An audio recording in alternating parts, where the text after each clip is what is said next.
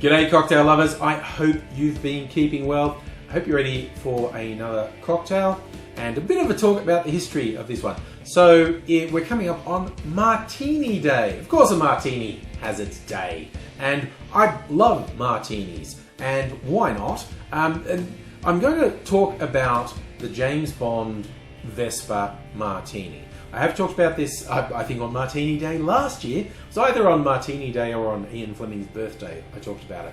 And basically, the way Fleming described Vesper Martini in Casino Royale, stupid as hell, essentially, okay? Yes, and I know some people do drink vodka martinis because they don't like gin. It's like, okay, weirdo.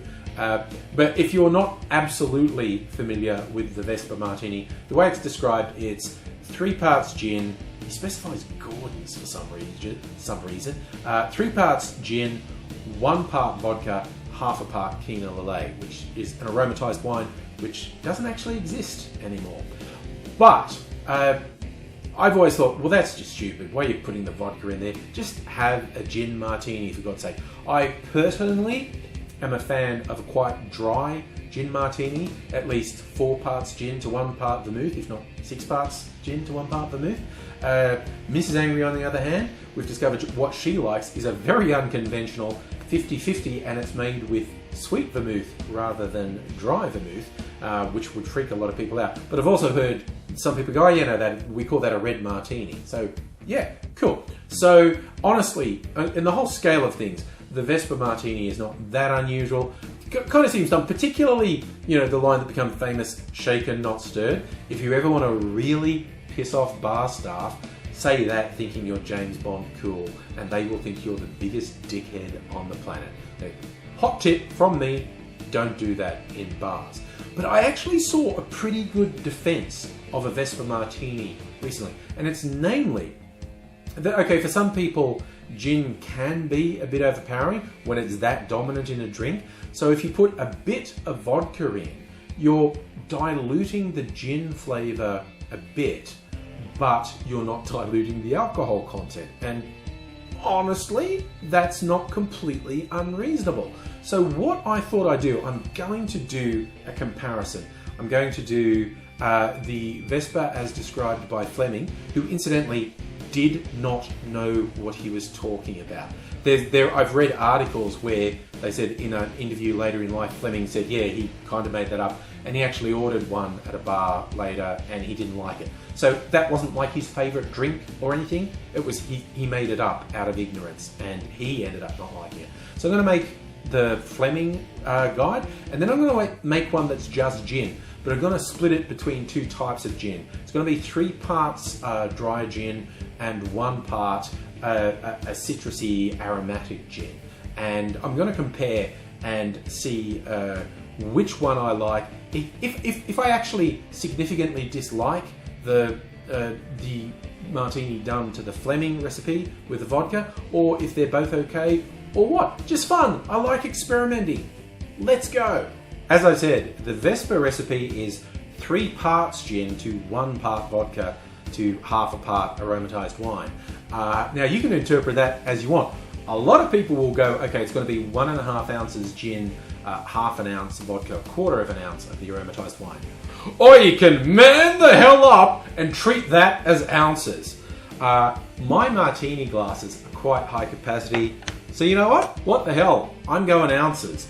For the gin component, this one I haven't used that much, but it's really nice. It's an Australian gin from Applewood. They call it coral. You can see it's slightly pink, but it's not a novelty pink gin like some of them are.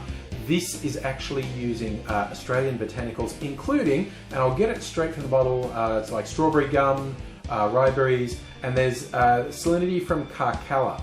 Carcalla is a plant that grows along the coastline in Australia, and they filter the salt out of salt water that sprays on them, and so the juice from them tends to be saline. So there's a nice dry and savoury element to this gin. It's really good. So, as I said, not messing about, going to do 3 ounces, not 3 parts, 3 ounces of this gin from Applewood. Now, the only vodka I have in the house was these little sample bottles of Crystal Head vodka, which I got in duty free a long time ago, because I like the little skull bottles, because vodka's bullshit, so I don't really keep it in the house. So I'm going to do a 1 ounce, 30 mils of vodka. The final part is the aromatized wine. Vermouth is very common in martinis. Fleming specified quinoa lillet, which doesn't exist anymore. The same makers have a product called Lillet Blanc, which a lot of people say, well, that's the same thing. And I think the manufacturers say the same, but it's not, because the quinoa part was quinine, which is the bitter element that's in tonic water. And Lillet Blanc doesn't have quinine in it. But this does, Coqui Americano. This is actually one of the best approximations of the no longer existing quinoa lillet that's on the market today. So I'm going to do half an ounce, 15 mils of Coqui Americano. Regardless of what Ian Fleming said, this is a stirred cocktail. One does not shake a martini. When you either shake or stir a cocktail, there are a couple of things you're trying to do. You're trying to chill it, you are trying to get a bit of dilution, and for drinks that have things like citrus, particularly, the shaking helps integrate the elements more. But when you're using clear spirits, stirring mixes everything and doesn't aerate it, so the drink looks better. Don't listen to anyone who says something dumb about bruising the gin, that's ridiculous. But the drink looks better because it's not aerated. You get sufficient dilution, you get sufficient chilling from stirring. Just do it longer. If you want the drink slightly more diluted or more chilled, stir it for longer. So I'm going to stir this for about 30 revolutions. And now I'm going to strain this into a chilled martini glass. There you go, see? This is a very large capacity martini glass, which is why I'm making large martinis. Now, to make the gin only version. Also, shout out to Steve the bartender. To replace the vodka in this version, I'm doing 1 part of his threefold aromatic gin. It's got grapefruit, rosemary, lavender. It's great. It's also going to be a contrast to the applewood coral, so I'm very keen to see how this turns out. And there we have it, the Vesper Martini and the all gin martini. Somewhat non-traditional, lovely pink hue. I do like that. So first up, I am going to try the Vesper, which has 1 part vodka in here.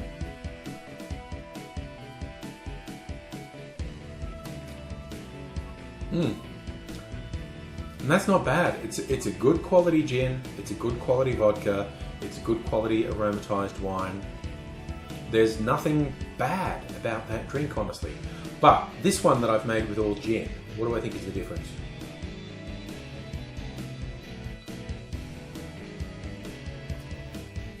Oh, yeah, okay. I think I made the right choice with putting a bit of the citrus forward in there. That's really noticeable, the difference, and I mean noticeable in a good way. Look, I'll be frank, I don't hate a Vesper Martini. If you use a good gin and a good vodka and a good aromatized wine, go for it. For me, personally, no two ways about it. An all gin martini, even when you split the gins, is more interesting, has more flavor.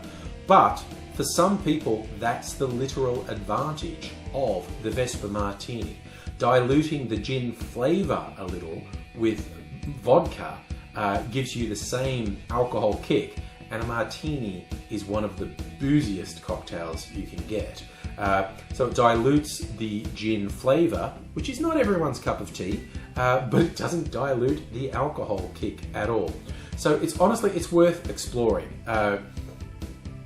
It looks personal taste. I'm half joking and half serious when I say vodka's crap. I don't think it brings a lot to the party, but for a lot of people, they enjoy vodka, or they like the fact it tones down the flavor of other things in a cocktail. And my big thing is, you do you. Like, you know, don't let someone shout you down if you say, I like Malibu in a cocktail, and they say, that's not rum. You know, don't let obnoxious people like me put you off drinking vodka just because I say vodka's crap all the time. Has anyone noticed a trend with me recently in double fisting cocktails? There could be something to that. But I don't even know if I'm going to finish both of these. I might batch them and save them for later. I don't know. A freezer martini. Have you heard of freezer martinis? That's where you just pre-make them and keep them in your freezer. I don't know. It's a long weekend as I shoot this, so if I wipe myself out, I have some recovery time anyway. Hey, subscribe if you're not already subscribed, and you'll find out if I ever recovered from drinking 2 extremely large, extremely potent martinis. I think I'll be back. I'd love to see you back too. But in the meantime, take care of yourself. Take care of people around you. Until I do see you again, cheers.